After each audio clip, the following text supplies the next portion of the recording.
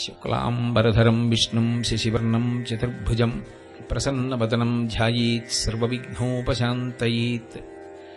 గురుర్బ్రహ్మా గురుర్విష్ణుః గురుర్దేవో మహేశ్వరః గురుః సాక్షాత్ పరబ్రహ్మ తస్మై శ్రీగురవై నమః.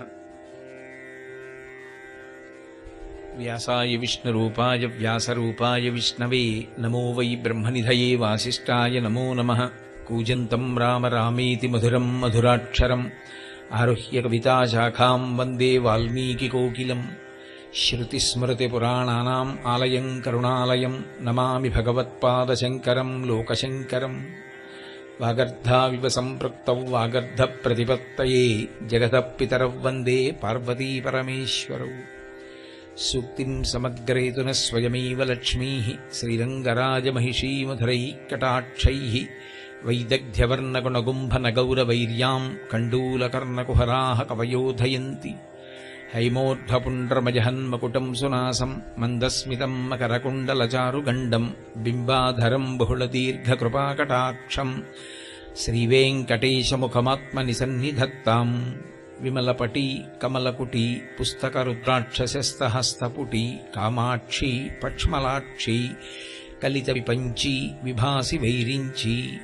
మనోజవం మరుతతుల్యవేగం జితేంద్రియం బుద్ధిమతాం వరిష్టం వాతాత్మజం వనరయూధముఖ్యం శ్రీరామదూతం శిరసా నమామి. ఆపదామపహర్తారం దాతారం సర్వసంపదాం లోకాభిరామం శ్రీరామం భూయో భూయో నమామ్యహం. హరి ఓం. పరమేశ్వర స్వరూపైన సభకి నమస్కారం. హరి ఓం. నేను ఈ మధురవాడ ప్రాంతానికి అష్టలక్ష్మీ దేవాలయానికి రావడం ఇదే ప్రప్రథమం. కానీ ఇక్కడ ఉండేటటువంటి వాతావరణం, ఈ దేవాలయం యొక్క దివ్యమైన శోభ చూసిన తరువాత నిజంగా పరదేవత యొక్క నిర్హేతుక కృపాకటాక్ష వీక్షణమే నన్ను ఇవాళ ఇంత గొప్ప రోజున శ్రవణమాసపు శుక్లపక్ష శుక్రవారం వరలక్ష్మీ వ్రతానికి సంబంధించినటువంటి నైమిత్తిక తిథి యొక్క ప్రదోష సమయమునందు పరదేవత ఈ ప్రాంగణమునందు కూర్చుని 4 మాటలు చెప్పగలిగినటువంటి మహద్భాగ్యాన్ని కృపచేసి నన్ను తరింపచేసింది అన్న భావన కలిగింది. మీ వంటి సౌజన్యమూర్తులు భక్తుల ఎదుట పరదేవతా స్వరూపమైనటువంటి లలితాపరాభట్టారికా వైభవం గురించి 4 మాటలు చెప్పడం చాలా అదృష్టం. అయితే ఇవాళ జరిగేటటువంటి నైమిత్తిక తిథిని దృష్టిలో పెట్టుకుని నేను ఒక ప్రత్యేక విషయాన్ని ప్రస్తావన చేస్తాను లలితా వైభవంగాని. మనం ఇవాళ వరలక్ష్మీ వ్రతం చేశాం. వరలక్ష్మీ వ్రతం యొక్క ప్రధాన ప్రయోజనమేమి అంటే సౌభాగ్యము నిలబెట్టుకొనుట, పుత్రపౌత్రాభివృద్ధిని పొందుట. సౌభాగ్యము అన్న అంతర్భాగమే పతిస్థానము దీర్ఘాయుష్మంతుడై నిలబడుట, ఇల్లు సకల సమృద్ధితో ఉండుట. సకల సమృద్ధి అన్న మాటకు అర్థం మీరు జాగ్రత్తగా అర్థం చేసుకోవలసి ఉంటుంది. రామాయణం బాలకాండలో నా కుండలి నామకుటి నాస్రగ్వి నాల్పభోగవాన్ అంటారు వాల్మీకి మహర్షి. నాల్పభోగవాన్ అంటే అల్పభోగము లేనివాడు లేడు, అంటే అల్పభోగమే అనుభవించేవాడు ఎవడు లేడు. అయోధ్య పట్టణం అల్పభోగం అంటే తక్కువ భోగం అంటే ఏమంటే అందరూ ఐశ్వర్యవంతులా కాదు. అల్పభోగము అన్న మాటకు అర్థం ఏంటంటే ఎవ్వరూ అసంతృప్తి ఉన్నవాళ్ళు లేరు. పరమేశ్వరుడు ఏది ఇచ్చాడో దానితో తృప్తిగా జీవించగలిగిన వారే తప్ప నాకింకా ఈశ్వరుడు ఏదో ఇవ్వలేదని ఏడిచేవాళ్ళు ఉన్న భూమి కాదు. అది అయోధ్య పట్టణం యొక్క విశేషం. సౌభాగ్యము అన్న మాటకి యథార్థమైన అర్థమేది అంటే తృప్తిని పొందుట. ఆ తృప్తి పొందనప్పుడు ఇన్నిస్తే తృప్తి. వైదికంగా అడగవలసినవి కొన్ని ఉంటాయి.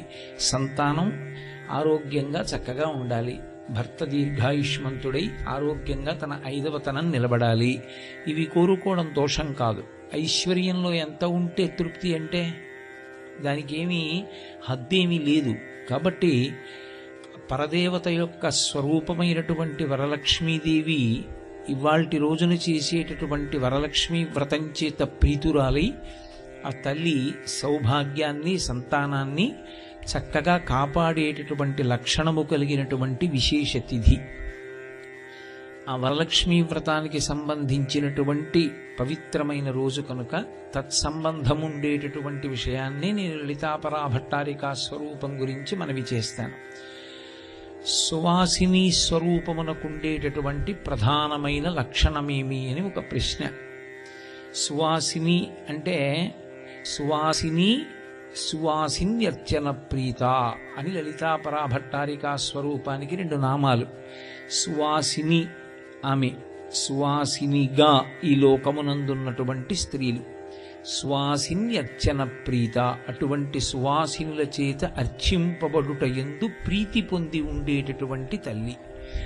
సువాసిని అన్న మాటకు అర్థం కేవలముగా వివాహమైనటువంటి స్త్రీ అన్నది మాత్రమే అర్థం చెప్తే, నిర్వచనం చెప్తే అది సంకుచితమవుతుంది, దాని పరిధి తగ్గించినట్లు అవుతుంది. సువాసిని అన్న మాటకి యథార్థమైనటువంటి అర్థం కేవలం పెళ్ళైపోయిన ఆడది అని కాదు.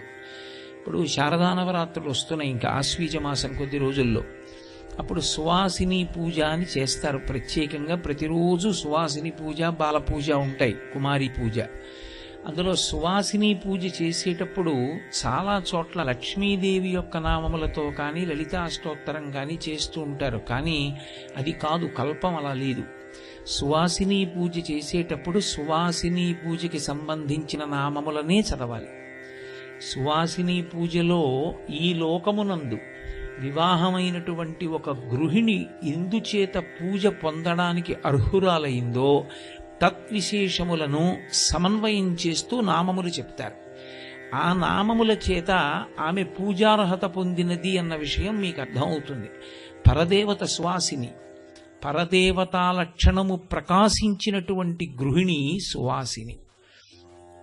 ఏమిటి దాని అర్థం అంటే, సువాసినికి కేవలముగా మంగళసూత్రం, నల్లపూసలు, మట్టెలు, సిగలో పువ్వులు, చేతికి గాజులు, చెవికి తాటంకములు ఇవే ప్రధానం కాదు. కొన్ని గుణములు ప్రధానములై ఉంటాయి. అందులో మొట్టమొదటిది ఏది అంటే పతిభక్తి కలిగినటువంటిదై ఉండాలి. రెండవది బంధుజనుల యందు విశేషమైనటువంటి ప్రీతి కలిగినదై ఉండాలి. అన్నదానం చెయ్యడంలో, ఇంటికొచ్చినటువంటి అతిథికి అన్నం పెట్టడంలో అన్నపూర్ణా స్వరూపము యొక్క అంశని పొందినదై ఉండాలి. ధర్మమునందు విశేషమైనటువంటి అనురక్తి కలిగినదై ఉండాలి. పెద్దల చేత మన్నన చేయబడినటువంటి నడవడి కలిగినదై ఉండాలి. అందుకే సీతమ్మ గురించి చెప్తూ వాల్మీకి రామాయణం సుందరకాండలో ఆ తల్లి ఎంత గొప్పది అంటే మాన్యాగురు వినీతస్య అంటారు వాల్మీకి మహర్షి. ఆమె పెద్దల చేత పొగడబడినటువంటి నడవడి కలిగినటువంటి తల్లి, అంచేత పెద్దల చేత అభినందింపబడినదై ఉండాలి.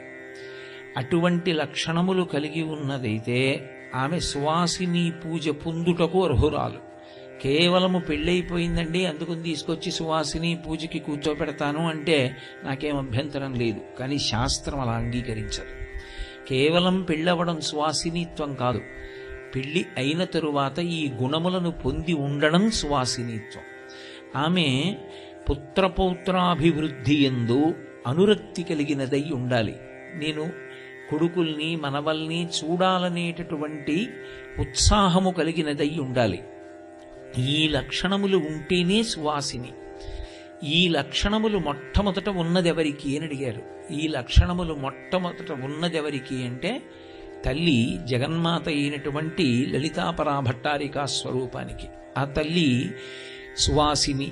అందుకే లోకంలో ఆమె అనుగ్రహము ఎవరి యందు ప్రసరించిందో వాళ్ళు కూడా సువాసినిత్వమును పొందుతారు.